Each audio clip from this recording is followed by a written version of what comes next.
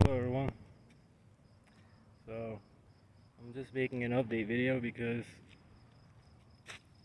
well, first of all, thank you to Susan Bonds who put my interrogation video on YouTube, and it got me a lot of exposure. It got me quite a few subscribers, almost 100 for nothing that I did really. So thank her for that. That's what I was looking for, and because of that, I figured I'd at least update what happened since the interrogation. I had a few questions, so let's put it in a video. First of all, I'm on top of Mount Beacon in New York. That's the Hudson River over there. There's Beacon down below, and it's Newburgh across the way. I live in Poughkeepsie, which is,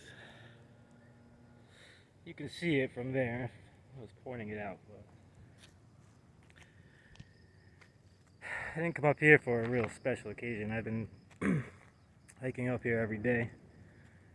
I've been trying to train for a fight contract with the Bare Knuckle Fighting Championship.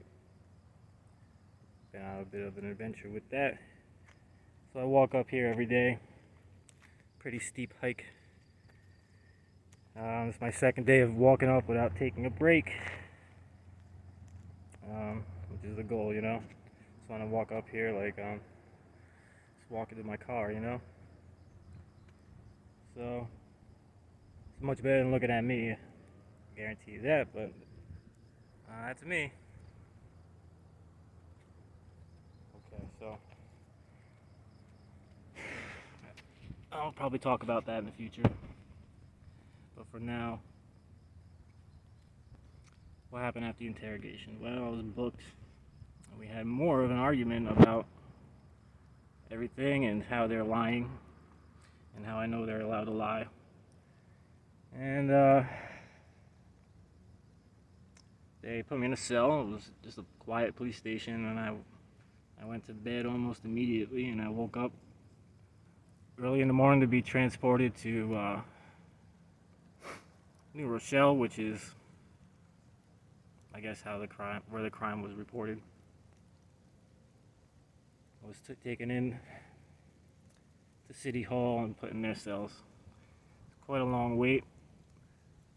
They had just done like a 20-person heroin bust that morning, so it was a zoo in there. They were about to put me in with all them, and then they changed their mind to put me alone, and I went and I got arraigned. And the courthouse had been to, at least 30 times already.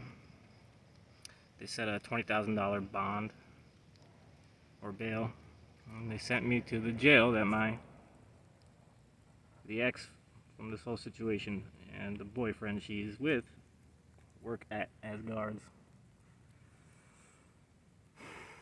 So they booked me. It was kind of uneventful. One little shitty old man guard was tried to be a little rude to me. Just walked into the area and just told me to sit down in a room with no chairs. I guess he meant the table. He was very confrontational about it, and I said where, and he said the table. So they changed into my jumpsuit, sat around in some holding cells with some dudes being transported here and there, and went to see the nurse to finish the booking. I don't eat meat or anything animal. I didn't want to in jail. I want to eat, so I lied. Told them I have an allergy to animal proteins and animal fats. So they put me on a vegan menu. That was a big score. And then I started talking to them like, listen, I have a situation with my ex and her man who work here. A lot of personal stuff going on. I don't know necessarily what I'm going into in here, you know? Or if something just might end up being provoked. Or if I'm just gonna be someone's victim, you know? And she was kind of cool and chill. She's like, all right, how about you go on suicide watch? That way you'll just be in a cell and there'll be a guard outside your door. All right. I was like, yeah, I'm not suicidal, but okay. She's like, yeah, it don't matter. So they put me in that noisy area. Just lights on, little tiny cell with a guard sitting outside of it. Dude next to me had been pepper sprayed. So that was quite the entertainment for the night. Listen to him complain about the pain and the guard saying, dude, you'd be good. That kind of shit. Fell asleep. I have no idea what time it was. Got a bologna sandwich and some cookies. I ate the cookies and the bread. Didn't process my vegan order yet, I guess. So, I was waking up at some point by like, I don't know, looked like between 4 and 6 armored guards. Full like riot gear. Bang, bang, bang. Wake up. Stand up, take off all your clothes, turn around, put your knees on the stool. If you do anything, we will beat you and hit you with toxic chemicals. I had no ill intentions in there. It was kind of intimidating to be told to do exactly what you're told, or you're gonna be violently hurt immediately. So, I never really had to listen to people like that before. There's nothing I could do about it.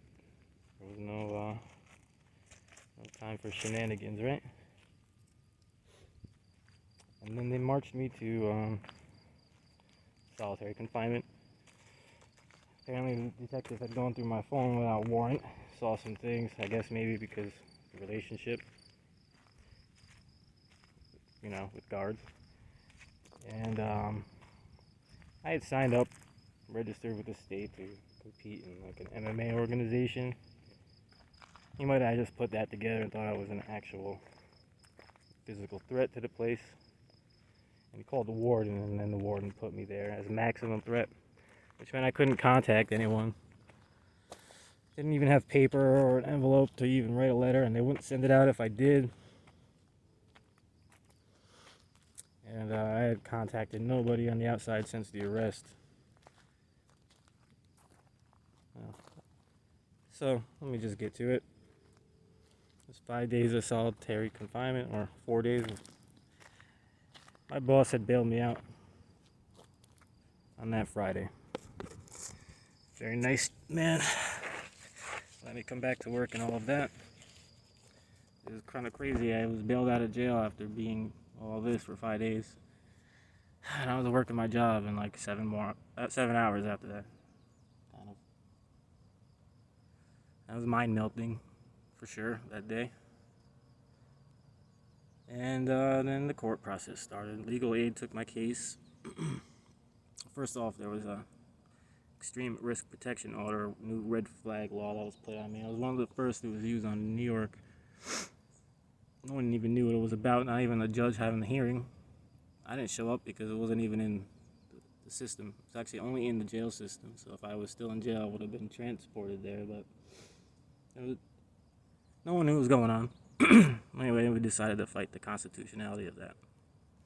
I remind that my innocence, And they had taken the that and then the legal case, and after telling the story of my innocence, they said, "Well, go for a felony hearing." So it's sort of like you have the courts go over all the charges on a higher scrutiny than even law enforcement to see if they want to go forward to indict you on the charges.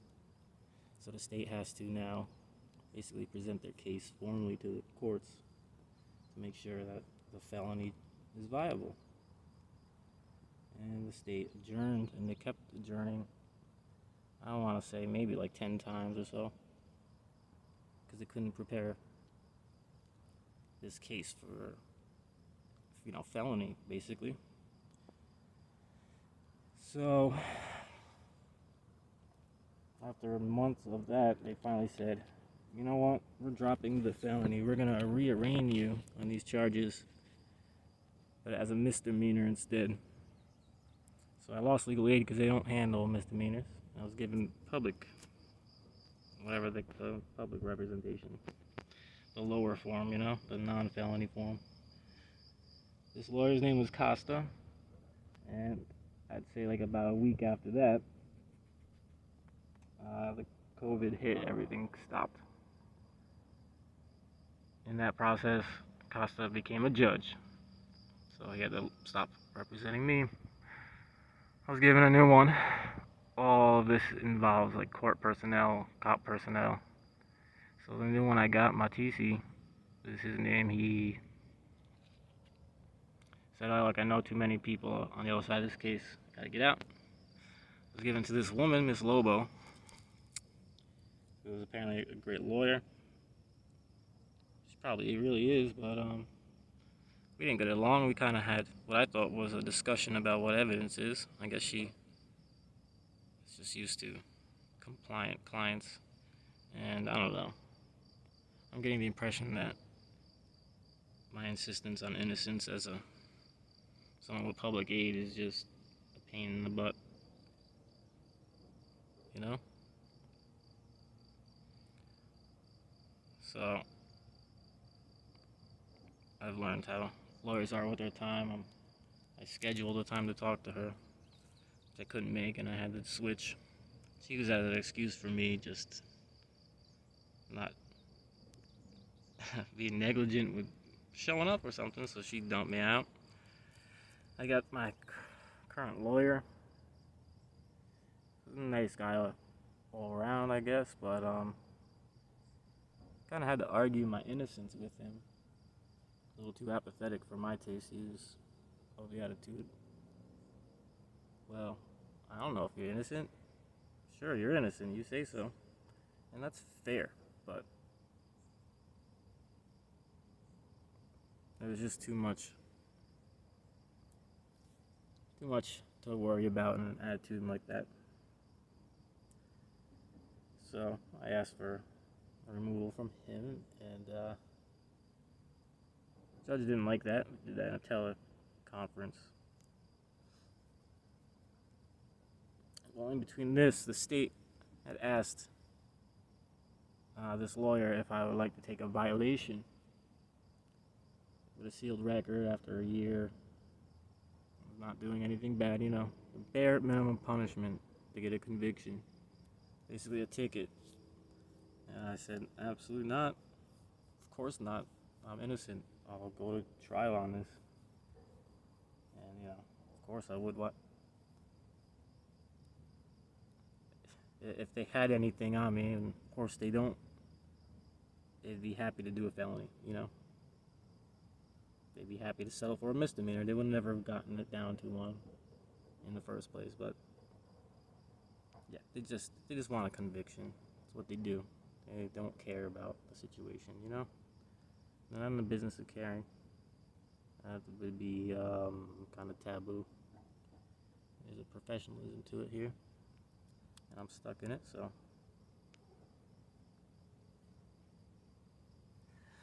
So the judge didn't like this, so he said, we're having a hearing in person on this. I couldn't make it because I was down in like the Texas, New Mexico, Missouri area at the time. So we rescheduled it to yesterday, actually. I had shown up at court, and I got a new lawyer. And it was a good day in court.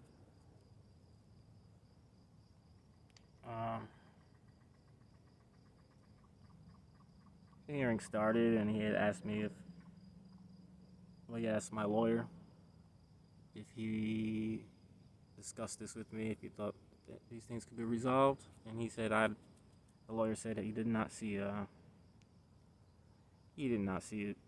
that happening. There was no need. And then he had started characterizing my emails to him as hostile and stuff. And I had interrupted, and I had said, "Sir, it's want to object to his characterization of the emails and text I've sent to him, you know. And the judge said, you can't object in this hearing. And I said, well, okay, well, I disagree with what he said. The judge said, very well. Don't really matter. I said, well, for the record, okay? And then the judge said, well, okay, look. He started going on to his speech. He's like, listen, I'm going to give you another lawyer, and that's it for this. You're not going to be getting lawyer after lawyer after lawyer. You know, if this can't work out, we're gonna have to maybe find a lawyer with your own money, or maybe possibly represent yourself. And I cut him off at that point. And I'd spoken strongly, and I said, Your Honor, is it not my right to have free representation if I cannot afford my own? And I said, and I am not the reason why I've gone through these many lawyers. This is my first time requesting it. All the other reasons were procedure. You know, they were the situation. They were not my request. Right? You're putting this on me. And he said, well, okay. Well, we can't be giving you lawyer after lawyer after lawyer, right? Like, what are we supposed to do then? And I said, well, sir, that's a good question. And he said, right, so let's make this happen. And off walked a new lawyer. His name is Mr. Solomon. I said, hello. And he said, okay, and we started talking scheduling, and the lawyer said, well, look, talk to him. This case has been going on a long time now. We really want to get this resolved as fast as possible, okay? So we want to get to a resolution. Let's get this case over with. You understand, Mr. McDowell? And I had said, well, I'm innocent, so whatever resolves it in that manner, yes. And he said, oh, very well. And something very interesting to me, and you would think, and I did not feel it as insincere or mocking. I think I had made enough of a respectable presence there, and you know, in behavior and in what I was doing, or something, or just in my energy. I don't know. I've been working out and been dedicated, and I'm at a real big crossroads in my life right now. Another interesting story. Perhaps it was just my energy, but before ending the hearing, and I suppose it was a hearing on my request, so it was standard, but he had asked me, is there anything else today, Mr. McDowell? And I had said, no, sir. I said, okay, and I said, thank you, and I left, but I don't know. I'm not looking for, I'm really not looking for much, except at this point have a jury hear my story and say, you're not guilty. That's my only reliance now, the jury box, you know? I wasn't looking for judge respect, but I think he did an action presenting it on purpose amongst the lawyers in the courthouse, you know? I just really believe that was an expression of almost like a nod, you know? Maybe had to be there, maybe just had to been in the court a lot of times. So this lawyer, this new one, I'm sure it'll work out, right? And he's going on family vacation, so this is all stopping. Look at this yacht. Look at this shit. Oh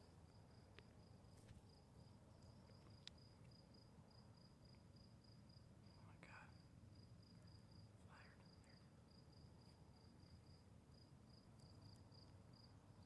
Alright, people are coming and everything, so